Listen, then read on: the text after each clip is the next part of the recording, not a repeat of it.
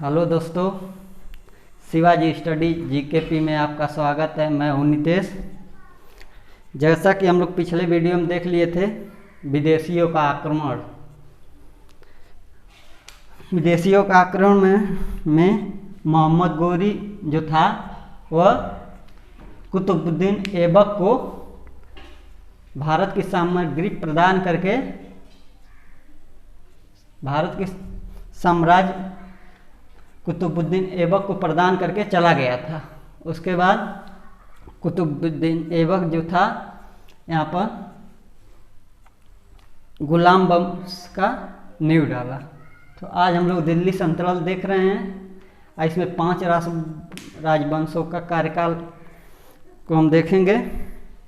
तो पहले हम लोग गुलाम वंश से स्टार्ट करते हैं, उसके बाद पूरा हम लोग देख लेंगे। पहले स्टार्ट करते हैं गुलाम वंश।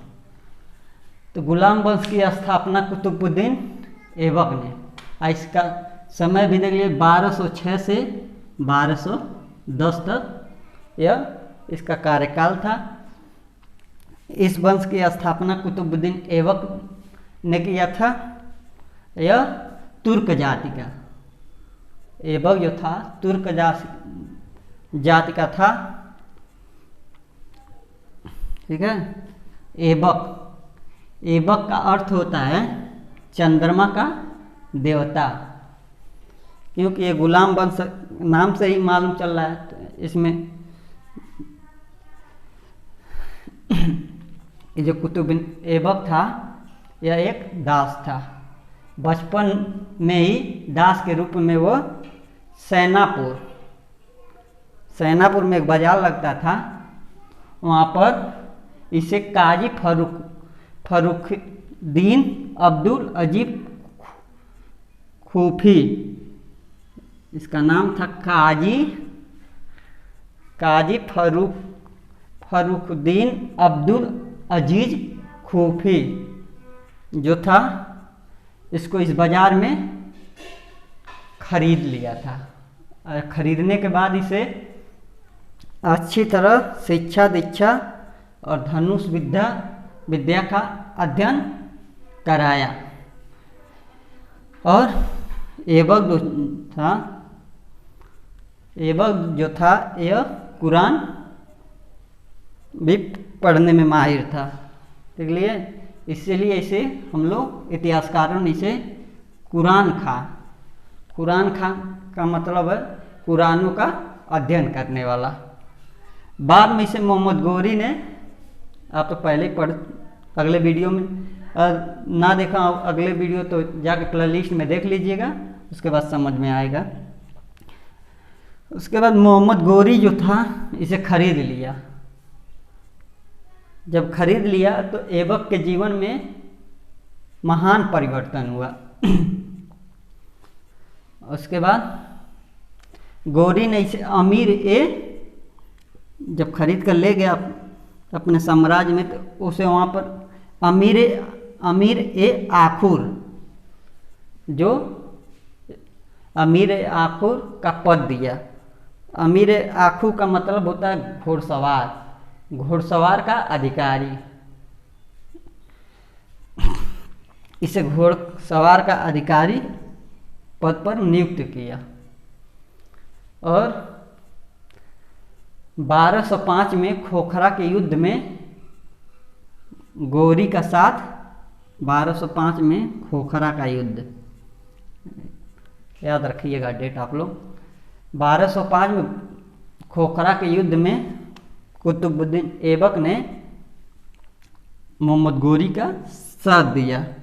फिर आता है 1208 में गोरी का जो भतीजा था इसे दास, ऐबक तो दास था ही, तो इस जो मोहम्मद गोरी का भतीजा था इसे दास के पद से मुक्त कर दिया।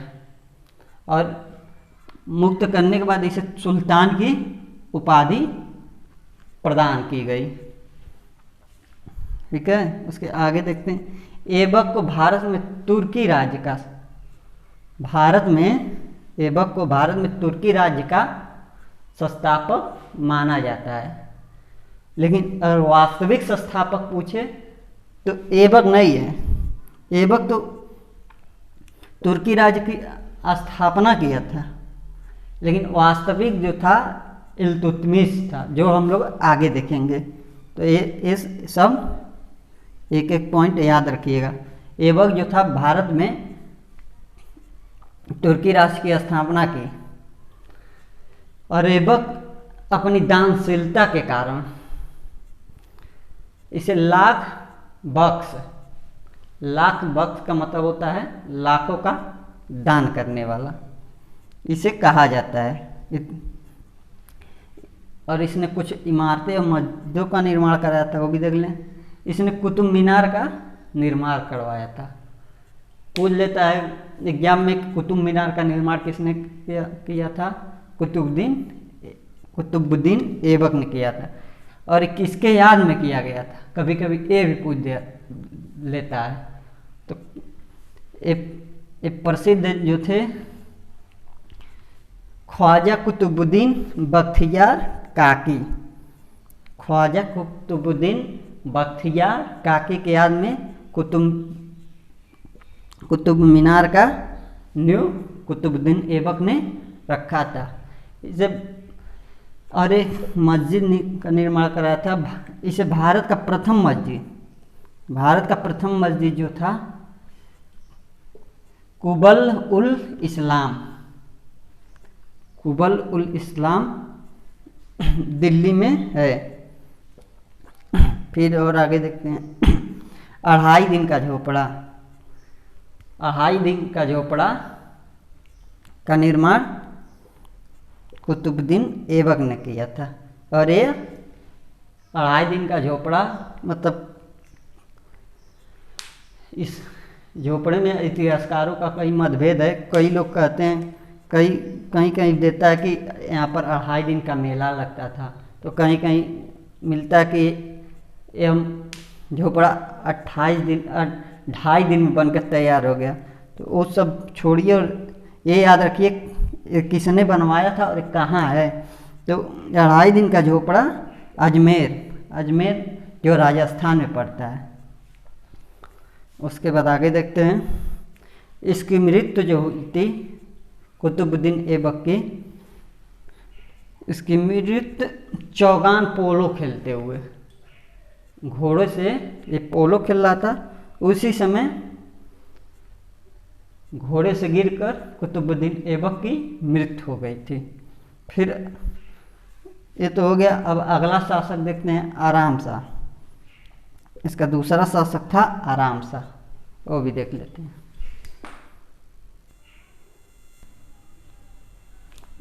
तो कुतुबुद्दीन ऐबक को देख लेते। उसके बाद अगला शासक था आराम शाह। कुतुबुद्दीन ऐबक की मृत्यु के बाद आराम शाह यहाँ का शासक बना। आराम शाह यहाँ का शासक बना। उसके बाद यह योग्य नहीं था, शासन करने का योग्य नहीं था, लेकिन फिर भी शासक बना। उस समय इल्तुतमिश बदायूं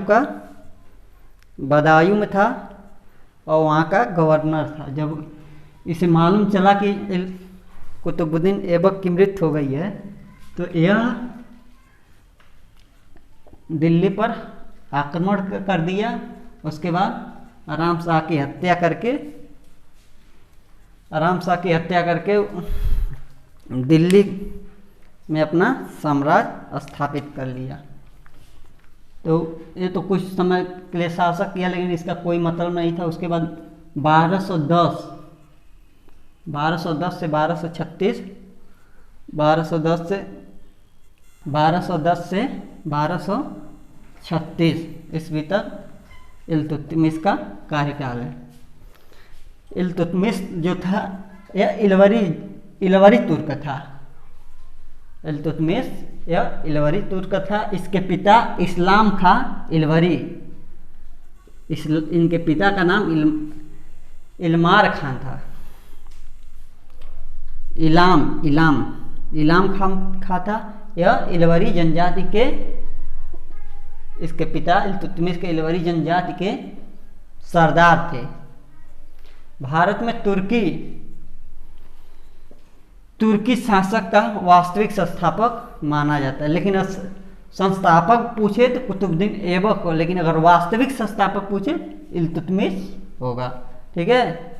इसका संबंध शमसी, इल्तुतमिश का संबंध जो था शमसी वंश से था। यह भारत में मुस्लिम सत्ता का वास्तविक, यहाँ पर देखिए तुरंत, पहला तो तुर्की शासक का वास्तविक संस्थापक इल्तुतमिश, लेकिन अगर स्थापक की ओर बोले तो केवल वो है कुतुबुद्दीन ऐबक। अगर भारत में मुस्लिम सत्ता का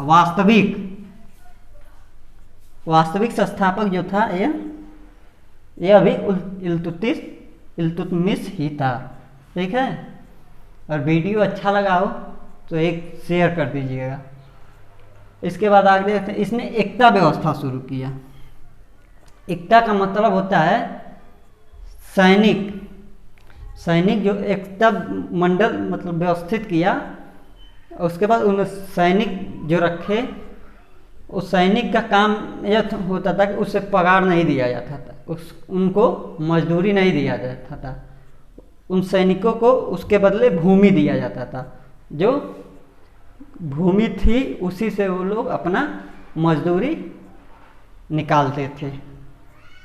यह कई बार पूछ दिया है। भारत में एकता व्यवस्था शुरू किसने किया था? तो इल्तुतमिश। ठीक है। एकता के बाद हो गया। हाँ, और आगे देखते हैं। यह चांदी का कई बार पूछ देता है, तो इसने क्या चांदी का जो सिक्का चलवाया था और टका और तांबे का जीतल, यह आप लोग याद रखिएगा।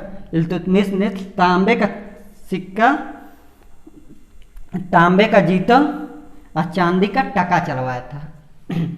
और इसने दिल्ली में पहली बार टकसला, जहाँ पैसा की छपाई होती, सिक्कों की छपाई, टकसले का निर्माण कराया। सिक्के पे एक तरफ शिव की नंदी थी और दूसरी तरफ चौहान शासक का घुड़सवार था, अंकित किया था। इतना समझ में आया? फिर आगे देखिए। इसी ने सिक्कों पर लिखने की, जो इल्तुतमिश था, इसी ने सिक्के पर जो लिखावट होती है, इस प्रथा को, परंपरा या प्रथा भारत में शुरू किया। ठीक है। आगे देखते।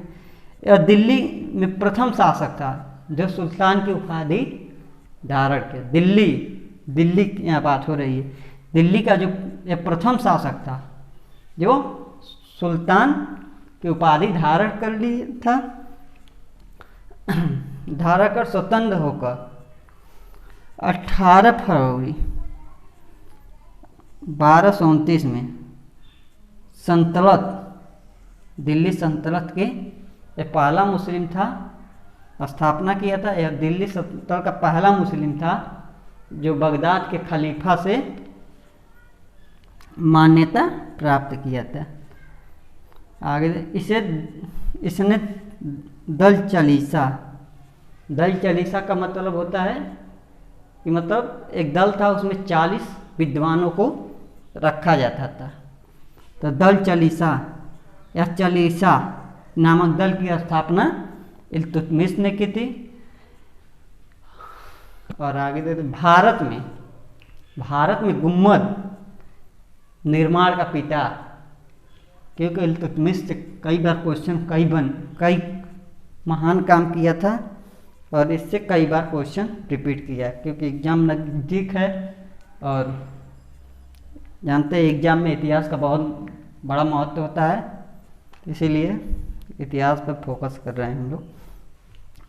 इसे भारत में गुम्बद निर्माण का पिता कहा जाता है, क्योंकि भारत में इसके पहले कोई गुम्बद निर्माण नहीं करवाया था, इसीलिए इसे भारत में गुम्बद निर्माण का पिता कहा जाता है। इसने सुल्तानगढ़ी देख लीजिए पिता क्यों कहा जाता है। इसने सुल्तानगढ़ी में अपनी पुत्री, इसकी एक पुत्री थी, उसका नाम था नासिरुद्दीन महमूद। नासिरुद्दीन महमूद जो थी, यही भारत का प्रथम मकबरा माना जाता है। अब पूछ देता है कि भारत में प्रथम मकबरा किसका माना जाता है, तो भारत में प्रथम मकबरा नासिरुद्दीन महमूद का मकबरा है, और इसे बनवाने का श्रेय इल्तुतमिश को जाता है। और आगे देखते हैं, इल्तुतमिश ने उज्जैन का जो महाकाली मंदिर था उसको भी ध्वस्त कराया था। और एक बात और कि यह राजधानी, दिल्ली को राजधानी बनाने वाला प्रथम सुल्तान था। दिल्ली को राजधानी बनाने वाला यह पहला सुल्तान था। 30 अप्रैल 1236 में इसकी मृत्यु हो गई थी। ये याद डेट रख लीजिए, 30 अप्रैल 1236 में मृत्यु हो गई थी। इसके बाद 30 अप्रैल 1236 में इसकी मृत्यु हो गई। इसके बाद इसकी बेटी थी जिसका नाम था रजिया। तो अब रजिया के बारे में देखते हैं। इल्तुतमिश के बाद इल्तुतमिश की इच्छा थी कि उसका अगला शासक उसकी बेटी रजिया बने, लेकिन जो तुर्क सरदार थे ये लोग एक औरत को शासन करना देखकर अपना अपमान समझते थे, इसीलिए धोखे से रुकनुद्दीन फिरोज शाह अगला शासक बन गया और इल्तुतमिश की यह इच्छा पूरी नहीं हो सकी। इसके बाद जब रुकनुद्दीन फिरोज शाह कहीं चला गया था तो इसी का अवसर का लाभ उठाकर रजिया ने लाल कुर्ता पहनकर दरबार में जाकर न्याय की गुहार लगाई। उसके बाद अगला शासक बन गई। अरे कोई काम था नहीं, यह एक भोग विलासी वाला व्यक्ति था। ठीक है, तो आगे देखते हैं रजिया सुल्तान। रजिया सुल्तान दिल्ली की प्रथम और अंतिम मुस्लिम महिला शासिका थी। ठीक है, दिल्ली सल्तनत की प्रथम मुस्लिम महिला शासिका थी। और हम सभी इसमें टोटल 12 गुलाम वंश में टोटल 12 राजाओं ने शासन किया था, लेकिन हम उन्हीं को देखेंगे जो कोई काम का था, जहाँ से एग्जाम में क्वेश्चन पूछा है, और अदर को नहीं देखेंगे क्योंकि उससे कोई मतलब ही नहीं है। पढ़ के टाइम भी वेस्ट करेंगे और वहाँ से क्वेश्चन भी नहीं आएगा। और हम लोग वही उन्हीं को उठाए हैं जहाँ से कई बार रिपीट एग्जाम में किया है। तो अब देखते हैं रजिया सुल्तान भारत के प्रथम और अंतिम मुस्लिम महिला शासिका थी। रजिया ने सैनिक वेशभूषा धारण कर ली। जब सुल्तान बनी तो यह सैनिक वेशभूषा धारण करके पैंट टोपी कुर्ता पहन के दरबार में, और यह जो मुंह पे बांधना जाता पर्दा, इसको त्याग करके दरबार में आ गई और अपने राज्य में घूमने लगी, और यह युद्ध में भी जाने लगी। और यह कूटनीति का सहारा लेकर, रजिया ने कूटनीति का सहारा लेकर सरदारों में फूट डाल दी और सरदार आपस में लड़ते रह गए और कोई इसने काम नहीं किया। रजिया ने शादी किया था भटिंडा के सूबेदार अल्तुनिया से। रजिया ने जो शादी किया था वो भटिंडा का सूबेदार था अल्तुनिया, उसने रजिया से शादी किया था। यह रजिया अल्तुनिया जब दिल्ली जा रहे थे, शादी के बाद दिल्ली जब जा रहे थे तो जाते समय रजिया और अल्तुनिया की हत्या करा दी गई। 13 अक्टूबर 1240 में इन लोग दोनों की मृत्यु हो गई। फिर उसके बाद अगला शासक हुआ बलवान। इसका डेट आप लोग याद करें, 1266-1286। यह इलवरी जाति का बलवन जो था इलवरी जाति का था। इसका जन्म एक संपन्न परिवार में हुआ था, लेकिन दुर्भाग्य से बलवन जब युवा अवस्था में आया, जब 22-23 साल का हुआ, तो इसको मंगोलों ने इसे बंदी बना लिया। जब युवा अवस्था में आया बलवन, तो इस मंगोलों ने इसे बंदी बना लिया, ख्वाजा जलालुद्दीन के हाथों बेच दिया। मंगोलों ने बंदी बनाकर ख्वाजा जलालुद्दीन के हाथों बेच दिया, और ख्वाजा जलालुद्दीन अपने घर ले गया और उसे अच्छे से शिक्षित किया, शिक्षा दीक्षा दिया, और 1223 में दिल्ली लाया। बलवन को 1223 में दिल्ली लाया। बलवन से प्रभावित होकर जब दिल्ली के मंडी में आया, तो उससे प्रभावित होकर इल्तुतमिश जो था, पीछे हम लोग देखें इसके बारे में, इल्तुतमिश जो था 1233 में खरीद लिया, और जब इल्तुतमिश 40 दल का गठन किया था, उसमें इसे शामिल कर लिया। बलवन ने अपने विरोधियों के लिए लौह और रक्त की नीति अपनाई।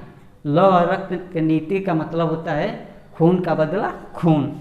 लौह और नीति ये सब याद रखिएगा, अपनाई। बलवन ने शासक बनते 40, जिसमें इल्तुतमिश ने इसे शामिल किया था, उसे समाप्त कर दिया, नष्ट कर दिया।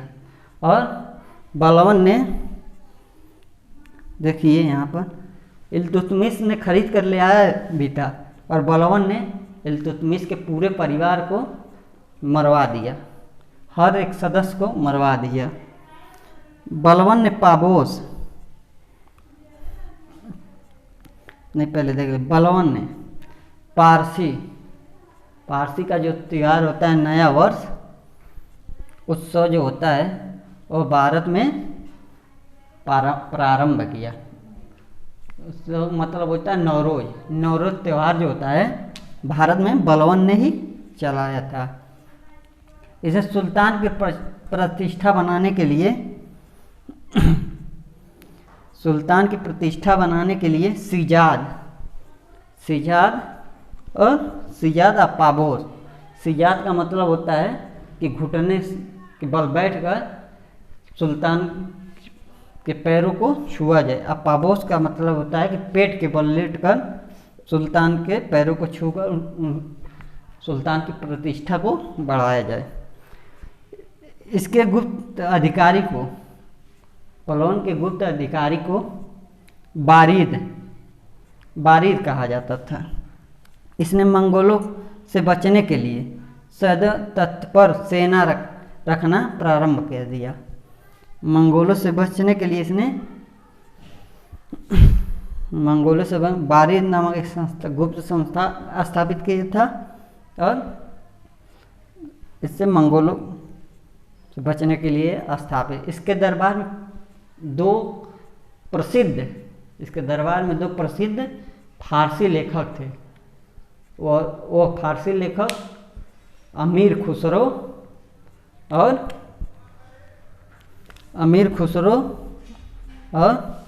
अमीर हसन। कभी कभी पूछ देता कि अमीर खुसरो किसके दरबार में थे, तो अमीर खुसरो और अमीर हसन, ये दोनों बलवन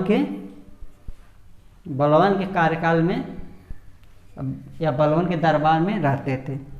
अब आगे गुलाम वंश का अंतिम शासक, गुलाम वंश का जो अंतिम शासक था, जो गुलाम वंश लास्ट था, अंतिम कायूमर्स था। गुलाम वंश का अंतिम शासक कायूमर्स था, जो 1290 में तक गुलाम वंश चला। उसके बाद जलालुद्दीन खिलजी जो था कायूमर्स की हत्या करके अगला वंश की स्थापना की। आज हम लोग यही देखे हैं। इसके बाद हम दूसरा वंश के बारे में देखेंगे। ऐसे करते करते पूरा दिल्ली सल्तनत के बारे में। तब तक के लिए वीडियो अच्छा लगा तो लाइक करिए, शेयर करिए, कमेंट करिए और चैनल सब्सक्राइब करिए भाई, और शेयर करिए। ठीक है, तब तक के लिए धन्यवाद।